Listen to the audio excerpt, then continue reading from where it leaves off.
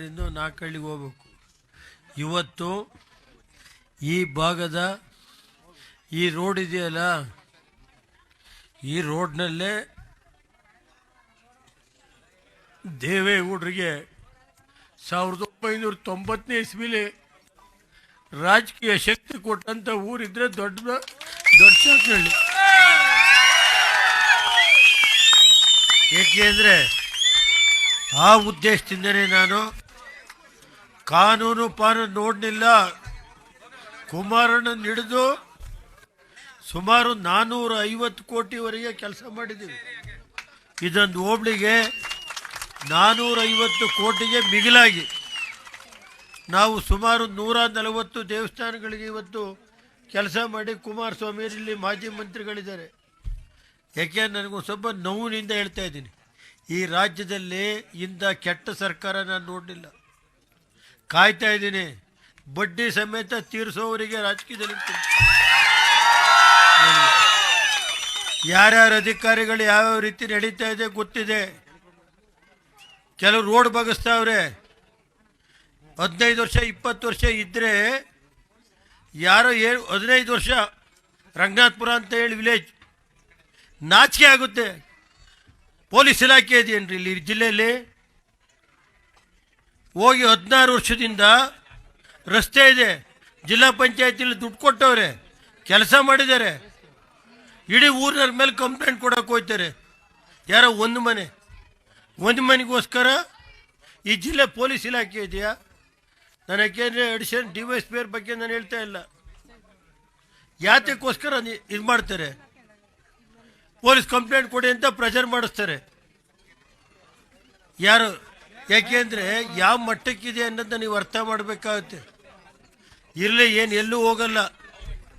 ಕೆಲವು ಅಧಿಕಾರಿಗಳು ಯಾವ ರೀತಿ ನಡ್ಕೊತಾ ಇದ್ದಾರೆ ಅಂತ ನೋಡ್ತಾ ಇದ್ದೀನಿ. ಇರೋದು ಯಾರು? ಒಂದು ಸ್ವಲ್ಪ ಬನ್ನಿ ಕಡೆ. ಈಗ ರಾಜ್ಯದಲ್ಲಿ ಕಾನೂನು ಸುವ್ಯವಸ್ಥೆ ಹೆಂಗಿದೆ ಅನ್ನೋದು ಗೊತ್ತಿದೆ ನನಗೆ. ಕೆಲವು ಬಡ್ಡಿ ಸಮೇತ ತೀರಿಸ್ಬೇಕಾಗುತ್ತೆ. ಇನ್ನೊಂದು 1.5 ವರ್ಷ ನಮ್ಮ ಕಾರ್ಯಕರ್ತರಿಗೆ ಹೇಳೋದಿಷ್ಟೇ, ಎಷ್ಟೇ ನೋವಾದರೂ ತಡೀರಿ, ಬಡ್ಡಿ ಸಮೇತ ತೀರಿಸ್ತು ಹೋದ್ರೆ ನಾನು ರೇವಣ್ಣ ಅಂತ ಕರಿಬೇಡಿ. ಆ ಕೆಲಸ ಚಾಲೆಂಜ್ ಮಾಡಿ ತೋರಿಸ್ತೀನಿ. ನನಗೆ ಗೊತ್ತಿದೆ ಯಾವ್ಯಾವ ರೀತಿ ಏನೇನು ಸುಳ್ಳು ಕೇಸ್ ಹಾಕ್ಸೋದು.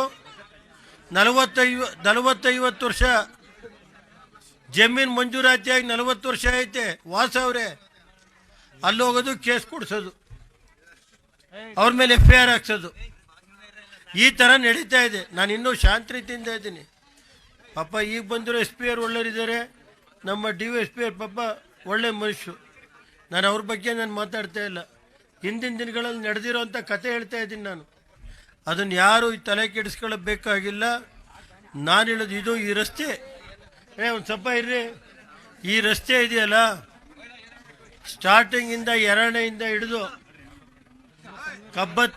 ಒಂದು ಸ್ವಲ್ಪ ಬನ್ರಿ ಈ ಕಡೆ, ಕಬ್ಬತ್ತಿವರೆಗೆ ರಾಜಕೀಯ ದೇವೇಗೌಡರಿಗೆ, ಅವತ್ತಿನ ಕಾಲದಲ್ಲಿ ದೇವೇಗೌಡರು ರಾಜಕೀಯ ಮುಗಿದೋದ್ರು ಅನ್ನೋ ಕಾಲದಲ್ಲಿ ಶಕ್ತಿ ಕೊಟ್ಟಂಥ ಯಾವ್ದಾದ್ರು ಗ್ರಾಮಗಳಿದ್ದರೆ ಇವತ್ತು 2ನೇ ಗ್ರಾಮ ಇರ್ಬೋದು, ದೊಡ್ಡ ಬೀಕ್ನಳ್ಳಿ ಇರ್ಬೋದು, ಚೆನ್ನಂಗಳ್ಳಿ ಇರ್ಬೋದು, ಕಬ್ಬತ್ತಿ ಇರ್ಬೋದು, ಅಂಕಪುರ ಇರ್ಬೋದು, ಸತ್ತಿಗರಳ್ಳಿ, ಮಾದಾಪುರ, ಸತ್ತಿಗರಳ್ಳಿ, ಕೊಪ್ಪಲು, ಅಂಕನಹಳ್ಳಿ, ಇವೆಲ್ಲ ನಾವು ಮರೆಯೋಕ್ಕಾಗಲ್ಲ. ಆ ಉದ್ದೇಶದಿಂದನೇ ನಾನು ಅಧಿಕಾರಕ್ಕೆ ಬಂದ ದಿವಸನೇ ಈ ರಸ್ತೆಗೆ ಎಷ್ಟು ಹಣ ಬೇಕೋ ಇದಕ್ಕೆ ಪೂರ್ತಿ ಹಣನ ನಾನು ಕೊಟ್ಟಿದ್ದೀನಿ.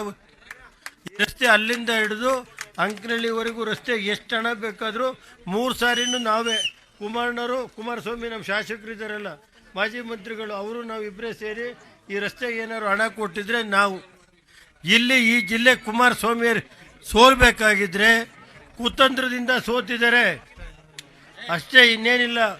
ಕೆಲವು ವ್ಯಕ್ತಿಗಳು ಒಳಗಡೆ ಇದ್ದು ಮೋಸ ಮಾಡಬಹುದು, ಕುಮಾರಸ್ವಾಮಿ ಸೋಲ್ಸಿರ್ಬೋದು. ನಾವು ಸ್ವಲ್ಪ ಜಾಗೃತವಾಗಿದ್ದರೆ ಕುಮಾರಸ್ವಾಮಿ ಶಾಸಕರಾಗಿರೋರು, ಅದನ್ನು ನಾವು ಮರೆಯೋಕ್ಕಾಗಲ್ಲ. ಕುಮಾರಸ್ವಾಮಿ ಒಬ್ಬ ಪ್ರಾಮಾಣಿಕವಾದಂಥ ರಾಜಕಾರಣಿ. ಅವರು 3 ಬಾರಿ ಗೆಲ್ಲಿಸಿದರೆ ಭಗವಂತ ಮುಂದೆ ಅವ್ರಿಗೆ ಒಳ್ಳೆಯದಾಗುತ್ತೆ ಅಂತೇಳಿ ಈ ಸಂದರ್ಭದಲ್ಲಿ ರಾಜ್ಯದಲ್ಲಿ ಇವತ್ತು ಕಬ್ಬತ್ತಿ ಕ್ರಾಸಲ್ಲಿ ಜೂನಿಯರ್ ಕಾಲೇಜ್ ಕೊಡಿಸಿದ್ದೆ, ಅದನ್ನು ಬಾಗಿಲು ಮುಚ್ಚಿದ್ರು. ಅಲ್ಲೊಂದು 2 ಹಾಸ್ಟೆಲ್ ಮಾಡಿದ್ರೆ ಕಬ್ಬತ್ತಿ ಕಾಲೇಜ್ ಉಳ್ಕೊಳ್ಳೋದು ಬೇಕು. ಈ ರಾಜಕೀಯವಾಗಿ ಗ್ರಾಮಗಳು ದೇವೇಗೌಡರು ಪರವಾಗಿವೆ ಅಂತ ಹೇಳಿ ಆ ಕಾಲೇಜ್ನ ಮುಚ್ಚಿದ್ದಾರೆ.